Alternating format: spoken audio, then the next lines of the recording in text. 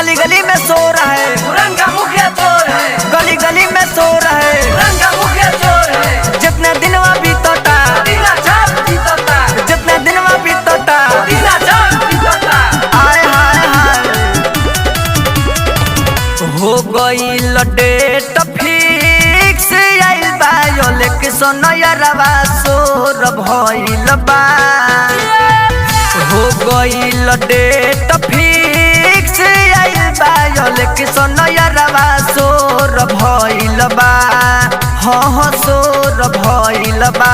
तो भैया दीह जानी भोटवा मुखिया जी चोर भइल बा तो चाचा दीह जानी भोटवा मुखिया जी चोर भइल बा ए सखी ठीक कहता बे असल मुखिया चोर हो गइल बा आइल बा फेर से चुनौआ घूमता गलिया गौआ सतर्क हो जाए भौजी हमारा नेता कैसा हो दीना छाप कैसा हो, जिंदाबाद जिंदाबाद दीना छाप जिंदाबाद। आय हाय हाय हाँ एक रहन सभे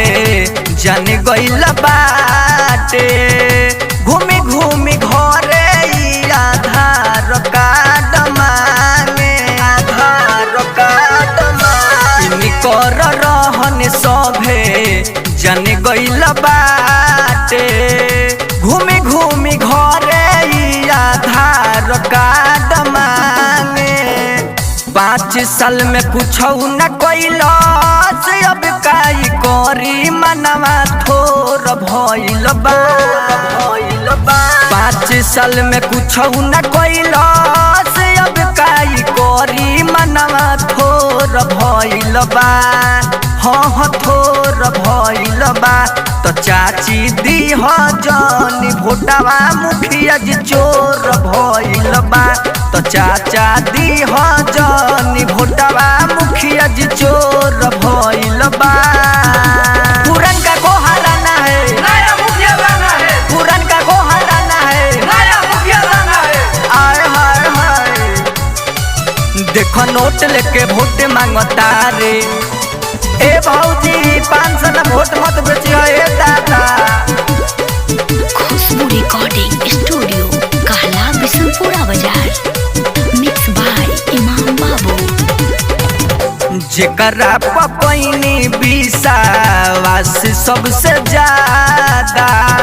उहे धोखाबाज निकलल यही रे माई दादा जेकरा पपैनी विश्वास सबसे ज्यादा उहे धोखाबाज निकलल यही रे माई दादा सैफ इमाम गुडू सोनी के गावल बतिया सोर भइल बा सैफ इमाम गुडू